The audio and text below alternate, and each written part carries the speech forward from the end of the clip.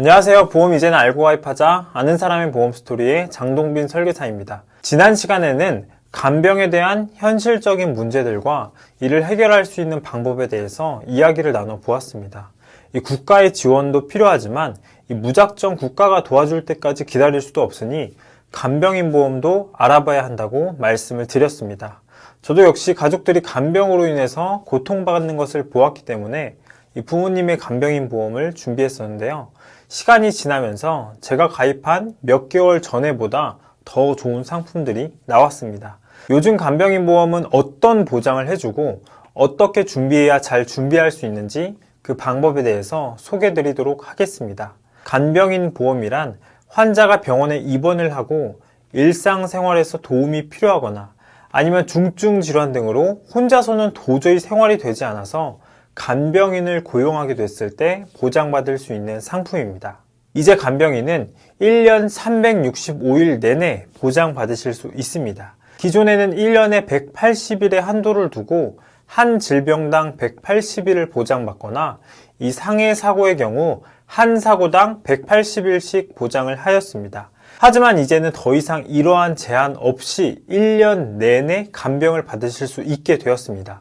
다시 말해서 1년 365일 내내 간병을 받게 되더라도 이 보험금을 타실 수 있다는 뜻입니다. 기본적으로 하루에 15만원씩 보장하는데요. 한 달이면 450만원이고 1년이면 약 5,500만원가량을 간병비로 보장받으실 수 있습니다. 통계를 보면 한 달 간병비로 월 평균 370만원이 들어간다고 하는데 충분히 보장받으실 수 있습니다. 간병비는 실비처럼 내가 지출한 비용만큼 보장되는 것이 아니라 약속한 정액을 받으실 수 있습니다. 다만 요양병원의 경우는 하루 5만원씩 보장받을 수 있습니다. 하루에 5만원이면 한 달에 150만원 정도 보장받으실 수 있는데요. 이것도 예전에는 3만원으로 이 한도가 낮았는데 5만원으로 더 많은 금액을 보장받으실 수 있게 되었습니다. 요양병원은 1년에 180일 한도로 보장이 가능합니다. 그리고 간호간병 통합 서비스라고 해서 이 병원에서 간호사와 간병 전문 인력이 상주하면서 간병을 받는 경우가 있습니다. 여기에서는 따로 간병인을 고용할 필요가 없는데요. 이런 시설을 이용하시는 경우 하루 10만원씩 보장이 가능합니다. 다만 실손보험이 가입이 되어 있으신 분들은 한도가 하루 7만원으로 내려갑니다. 간호간병 서비스 역시 1년 내내 보장받으실 수 있습니다. 이것도 원래는 180일 한도로 보장받았었는데요. 365일로 보장이 늘어났습니다. 그러면 과연 실제로 보장을 받을 때는 어떤 과정을 통해 청구가 가능한 걸까요? 청구 방법은 간단합니다. 실제로 간병인을 고용했다는 것을 증빙할 수 있는 자료가 있으면 충분합니다. 간병인 근무 확인서와 간병인이 소속된 업체의 사업자 등록증, 그리고 간병을 지불했다는 것을 증빙할 수 있는 카드 전표나 간이 영수증 또는 계좌 이체 내역이 필요합니다.